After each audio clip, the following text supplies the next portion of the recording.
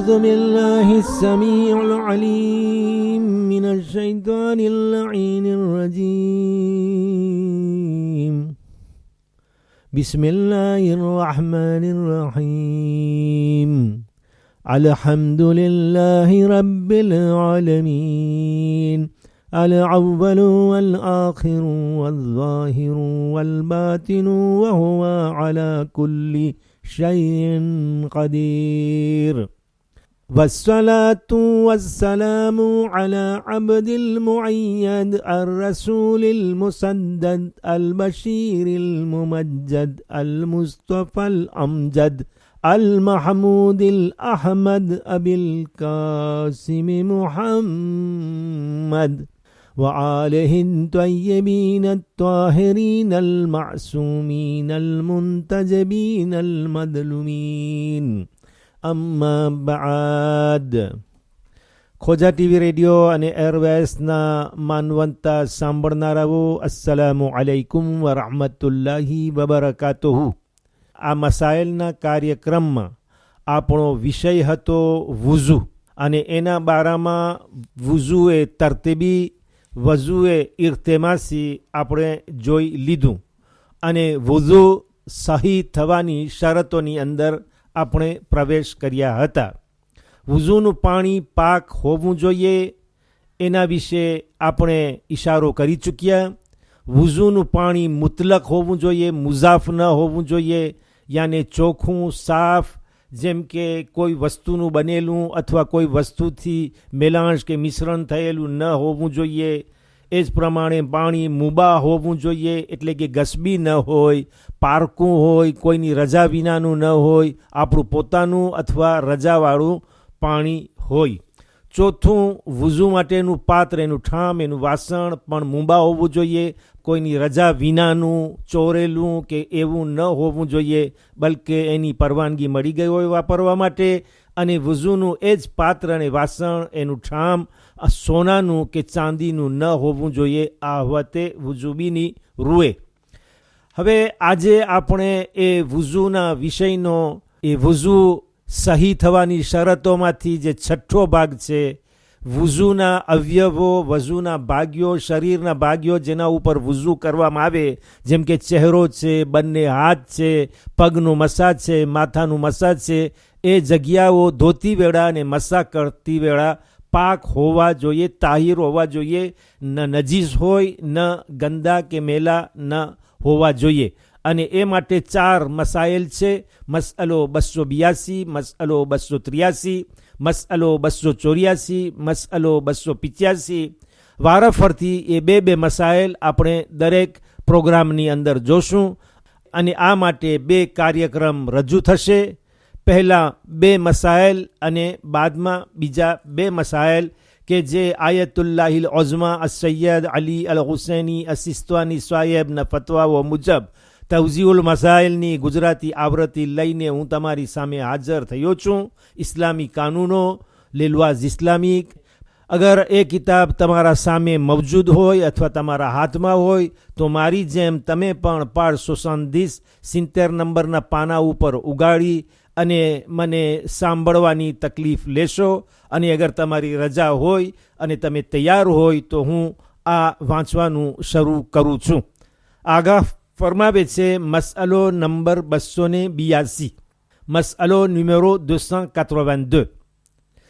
અગર વુઝુ પૂરું થયા પહેલાં, અગર વુઝુ થયા પહેલાં જે જગ્યા, જે ભાગ વુઝુને માટે ધોઈ ચૂક્યો હોય અથવા મસાહ કરી ચૂક્યો હોય એ નજીસ થાય તો વુઝુ સહી રહેશે. યાને આગાનું કહેવું છે કે વુઝુ કરતી વેળા એ ભાગ પાક હતા, સાફ હતા, નજીસ ન હતા, તાહિર હતા, ચોખ્ખાઈ હતા અને પાક પણ હતા, તો એ વખતે વુઝુ કરવામાં આવ્યું. જ્યારે વુઝુ થઈ ગયું અથવા તો મસા થઈ ગયું તો જે ભાગનું વુઝુ કે મસા થઈ ગયું છે એ ભાગ ઉપર કોઈ નજાસત પડી, કોઈ નજાસ આવીને ચોંટી ગઈ અને એ ભાગ નજીસ થઈ ગયો તો એ નજીસ થવાથી વુઝુ બગડતું નથી. જો કે એ ભાગને સાફ કરવા પડશે, તાહીર, પાક, ચોખ્ખા કરવા પડશે, એ નજાસત એની દૂર કરવી પડશે, એ અલગ વાત છે. પણ વઝુ પાછું કરવું નહીં પડે. વઝુ એક વખત થઈ ગયું એ બરાબર હતું, કારણ કે પાક ભાગ ઉપર વઝુ થયું હતું, તો વઝુ સહી રહેશે. એ નજાસત, એ વસ્તુ, એ નજીસ વસ્તુ વઝુને બગાડતી નથી, એના ઉપર એનો કોઈ આંચકો આવતો નથી. ફરી એ મસાઇલ જે ફક્ત 2.5 લાઈન છે તમારી સામે વાંચું છું.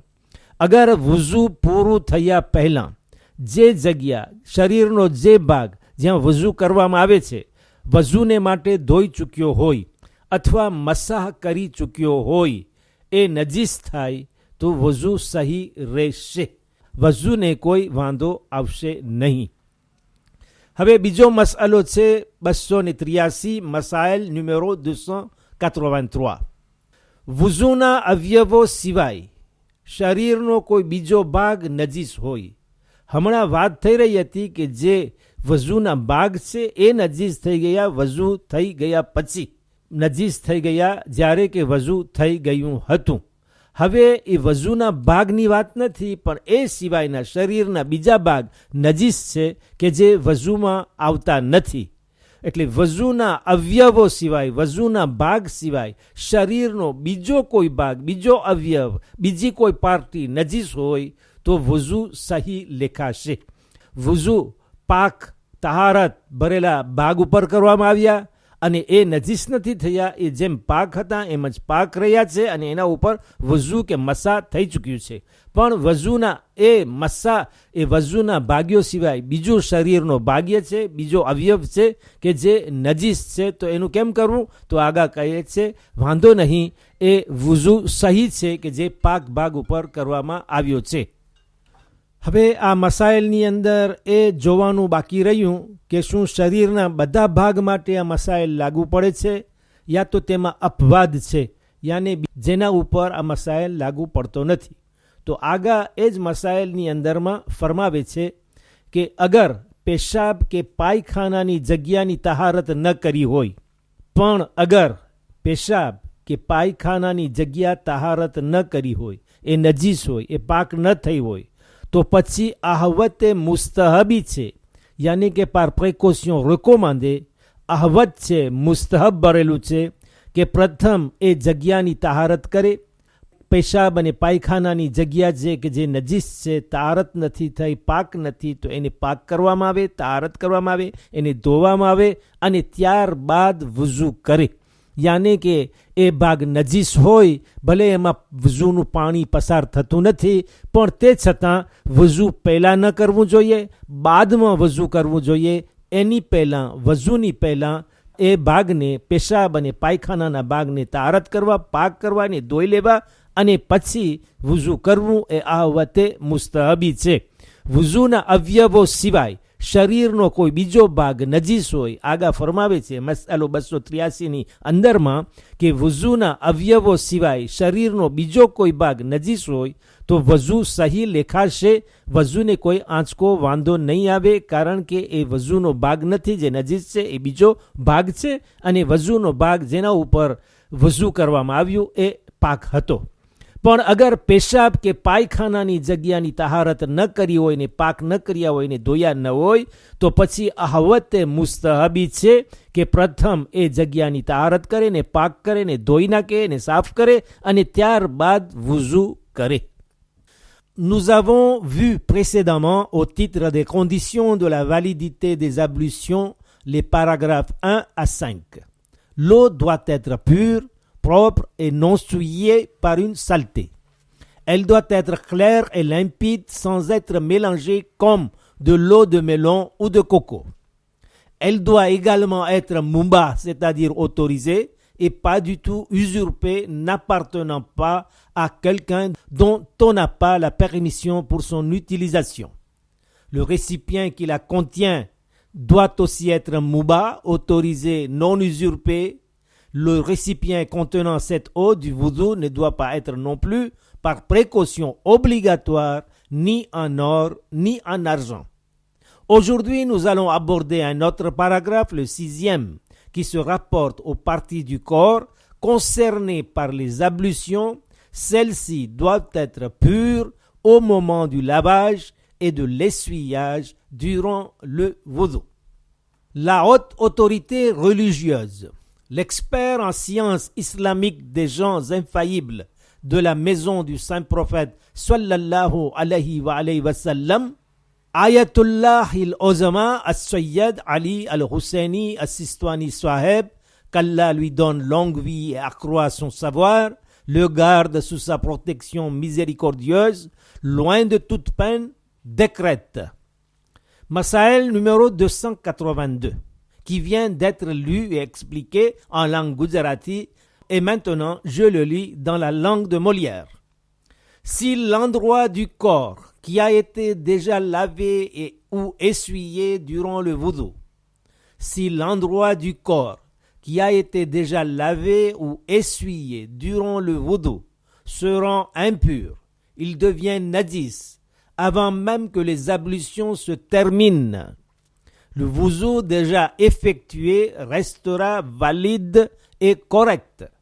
Le wudu ne sera pas touché par cette impureté, bien que celle-ci, cette impureté, doivent être enlevées et le membre rendu propre et pur. Second Masaël numéro 283.